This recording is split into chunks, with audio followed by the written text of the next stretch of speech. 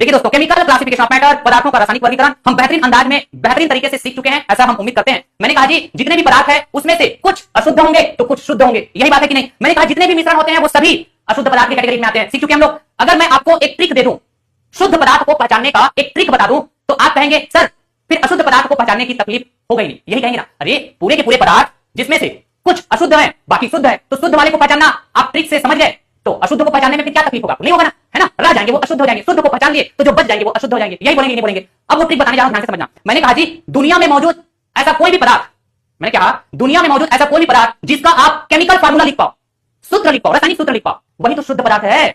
अगर मैं एलिमेंट की बात करूं तो एलिमेंट में आप क्या बोलते हैं? सर जैसे हम सोना की बात करते हैं, सूत्र लिख पा रहे हैं क्या? हमने कहा जी चांदी की बात करते हैं, लिख पा रहे हैं हम लोग सूत्र, ठीक है। अधातु में कहें तो कार्बन, नाइट्रोजन, फास्फोरस, सूत्र लिख पा रहे हैं कि नहीं लिख पा रहे हैं? हाँ जी। अच्छा अगर हम उपधातु में कहें मेटलॉइड में, तो आपने कहा जी आर्सेनिक, जर्मेनियम, इस तरह, ठीक है ना? तो हमने सूत्र लिख पाया, इसलिए क्या है? शुद्ध पदार्थ है, ठीक है ना? अब ये शुद्ध पदार्थ एलिमेंट है कि नहीं, ये आप पहचानना तो सीख गए भाई, कितना बार अलग अलग तरीके से मैंने समझाया, ठीक है ना? अगर हम यौगिक की बात करें तो यौगिक में जैसे सूत्र लिख पा रहे हैं ना, कार्बन डाइऑक्साइड, ठीक है, मैंने कहा जल, ठीक, मैंने कहा जी मीथेन CH4, ठीक है, अमोनिया NH3, फार्मूला लिख पाओ। ऐसा कोई पदार्थ जिसका फार्मूला लिख पा रहे हैं वो सभी क्या है? शुद्ध पदार्थ होंगे, और जिसका फार्मूला नहीं लिख पा रहे हैं वो अशुद्ध पदार्थ होंगे, जिसको हम कहेंगे मिक्सचर, ठीक है ना? तो ये स्ट्रक्चर आपको एकदम खोपड़ी में होना चाहिए दोस्तों। एलिमेंट और कंपाउंड, तत्व और यौगिक शुद्ध पदार्थ की कैटेगरी में होंगे। मैंने कहा अगर हम तत्व कहें तो तत्व के अंदर मेटल भी होते हैं, नॉन मेटल भी होते हैं, मेटलॉइड भी होते हैं।